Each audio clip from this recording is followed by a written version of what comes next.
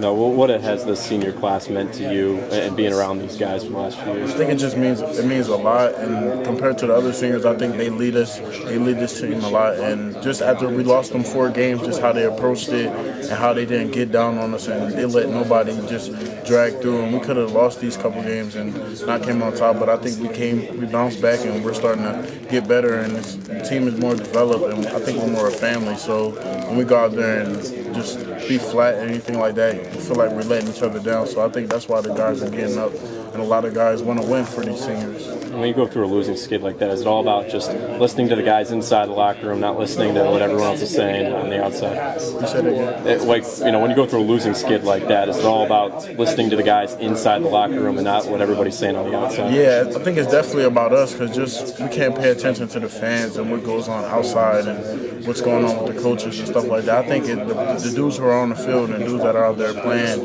have a big voice in the locker room, and we motivate each other being around each other, and we just want to win for each other. Full eligibility obviously was something you guys wanted to attain. The fact that you got still 2 more games left and can improve that dramatically, what type of motivation can you guys draw from that? Just off these last couple of games, how we've been playing, and I think just taking it to another level. And like Dana told us earlier, most of the seniors that are here, they've never been 7-4 in the Big 12. So we hope we're going to get this 7th win for them, and hopefully come back next week and get Kansas State and make it 8. You expect a dangerous Iowa State team with what's going on with their coaching situation and all that? Yeah, we definitely know they're going to play hard for their coaches, and whatever's going on with them, they're not going to come out and just lay down and let us get a win. What does this time of the year mean to you, Thanksgiving, and no classes, you guys get to kind of relax a little bit, but still, obviously focus on the task at hand? I think it feels good not to have no class, no distractions. We get to focus on a lot of football this week, and we get to spend time together. I mean, it's unfortunate we can't be with our families, but we get to be with the guys we see every day and eating out and be hanging with them guys. I think it's good for the team. Where will you be specifically this week? I'll probably be at courtside the house, eating up all this food. Is they good cooking over there? Yeah, he cooked some good chicken and mac and cheese. So that's probably going to be good. All right, thanks, man. Wendell, 2 games left this season in a bowl game, but last home game. I'm not asking you to speculate on anything, but do you go into this thinking, I don't know if I'm going to be back here or not? Nah, I definitely don't go in thinking about that. I'm focused on finishing the season, and I know I'm going to be here for next season with these guys. How surprised are you the direction that the offense is taking? Because I'm going to bet at the beginning of the year you never expected throw it 12 times and run it 60 times a game. Talk about that evolution for you guys offensively. I think it's just great for us, and I know the running backs are enjoying it. And it's amazing to see how much confidence Dana has in us to change his whole offense and pretty much run the ball 75% of the time. And I think it's giving us confidence, and teams are trying to focus on it, and I think we're taking advantage of it. What's that say for your head coach, though, to change philosophically what he does to fit what you guys do well? I mean, I think he's just playing to win. If it's working, don't.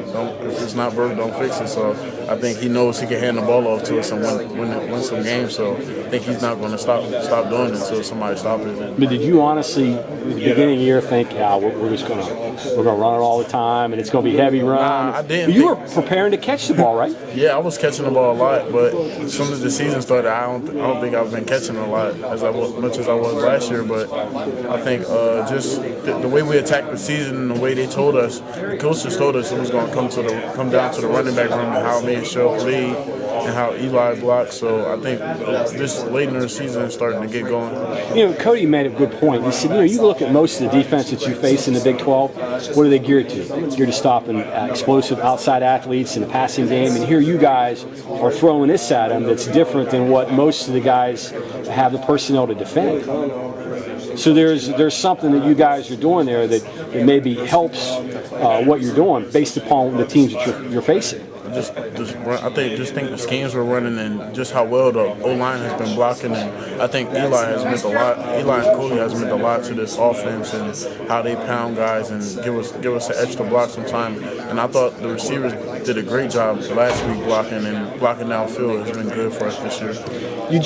I think you played in a high school offense, a passing offense, Yes, right? offense. But you're one of the rare ones because most of the guys around here usually play with an I formation, or you know what I'm going with that? Yeah, I played in the spread offense with David Sills and DeKill Shorts, and I was catching the ball a lot. Didn't have a lot of carries coming out of high school, and I was lining up and empty a lot, running routes, and I was turning into a 7-on-7 guy basically. So that fit what they were going to do here, and then you look back and then you flip it around. Now you're back to got a tight end in front of you, a fullback. I never had that until I got here. You like it? Yeah, I like it. I like it a lot. I like running behind those guys. I love running behind Eli and just how physical he is with guys.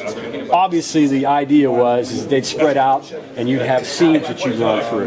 Now instead of that, you got a blocking back in front of you where you pick the hole, right? Yep. I mean, there's a difference there. There's a difference in the way you would go about it. I noticed, just for me watching it, you look like you're more of a patient runner, where before you were hitting that. Yeah, I think that's definitely a big part of my game. How I'm just letting the blocks develop and letting the play develop, and once I'm seeing it, I'm hitting it. But I'm not just running into the hole how I was a freshman and sophomore year. I think I'm pressing gaps and I'm making guys show me their hand and I'm taking advantage of it.